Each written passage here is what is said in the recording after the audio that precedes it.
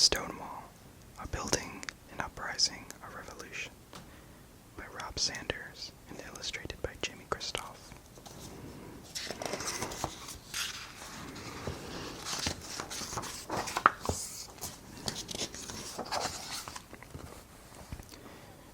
Two stable houses, side by side. For more than 100 years, we witnessed history. Then came a night when we became part of history. We were built in the 1840s to board the horses of the affluent in New York City's Greenwich Village. Inside our brick walls, horses whinnied and hammers clanged. Outside, passerby bustled as carriages rumbled on the cobblestone streets. As time passed, the wealthy residents began to move uptown, taking with them their art clubs, libraries, fine hotels, and theaters. Our neighborhood became a mecca for immigrants arriving from all around the world. Visitors made their way to Greenwich Village. Many of them stayed. Greenwich Village was changing. We changed too. The smell of freshly baked bread began to waft out our windows and into the neighborhood. The roar of automobiles replaced the rumble of carriages as artists and writers moved in. Contemporary art galleries, experimental theaters, and special restaurants sprang up around us. The village was becoming the creative center of New York City. By 1930, our two buildings were joined together and we became Bonnie's Stonewall restaurant. Celebrities, artisans, tourists, and local residents lunched at our tables, shoulder to shoulder.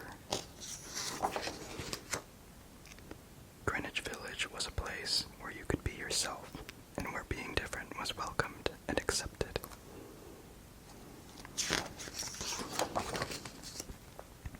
Newness thumped in the heart of Greenwich Village in the 1950s, vibrating our windows. Musicians played on the streets, jazz filled the air. Poets performed in restaurants, artists painted in their studios. The beat movement arrived, and we witnessed it all.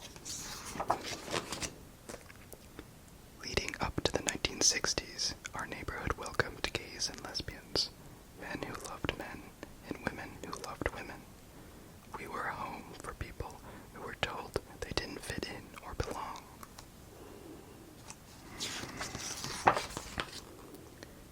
We had welcomed all kinds of people before, so we knew what to do.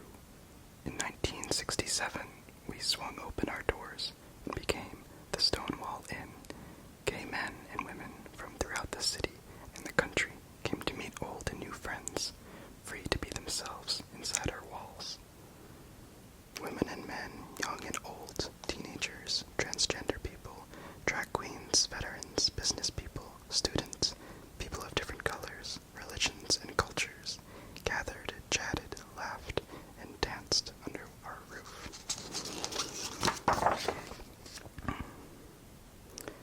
Others were not as accepting. They thought those who gathered within our walls were too different. We heard the whispered voices of those inside. Loving someone like yourself was illegal. Socializing together could get you arrested. Wearing the wrong clothes could land you in jail. Being gay could get you fired or kicked out of your home.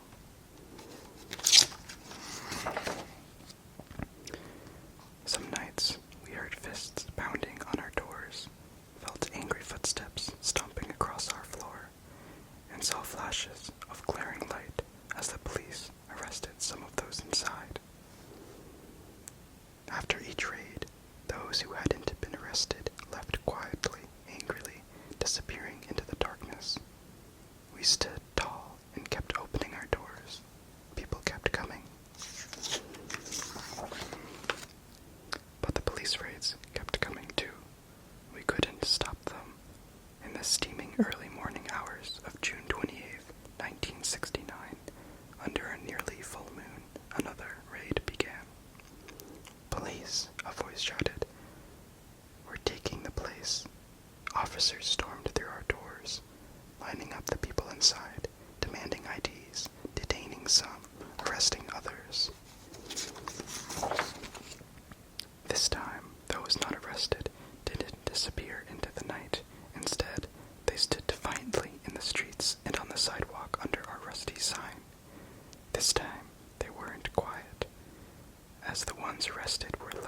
police cars and patrol wagons.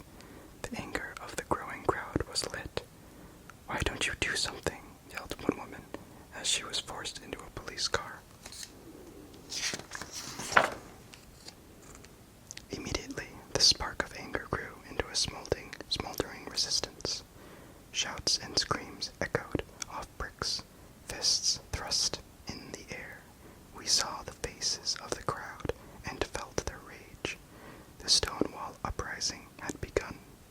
The police, shocked by the defiance of the crowd, rushed back in and barricaded themselves inside. Our friends stood outside, trying to force open our doors. Our windows were shattered. Smoke drifted through our rooms. We stood firm. Years of silent anger inflamed the crowd. The police called for help, and it soon arrived. The fires were extinguished. The police came back outside, but the crowd's anger was not extinguished. "Gay power," the protesters shouted. "We want freedom." The police had never seen anything like it before. Neither had we. And it wasn't over. The Stonewall uprising continued on and off for several days and nights. A new day was dawning for the gay rights movement.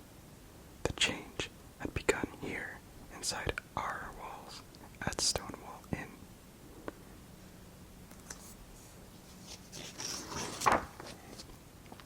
On June 28th, 1970, our windows looked out on men and women gathering to celebrate the first anniversary of the Stonewall uprising. At first, hundreds marched, then thousands of women and men, young and old, teenagers, transgender people, drag queens, veterans, business people, students, people of different colors, religions, and cultures, and their friends and families, joined to parade through the streets of New York City. "Say it clear, say it loud. Gay is good, gay is proud," they chanted. Many things are different now. Some things have changed. Even some laws have changed. Now 2 men who love each other, or 2 women who love each other, can marry. We know. We've seen their happy faces, snapping photos outside our door. We've heard their footsteps, walking side by side along our floor.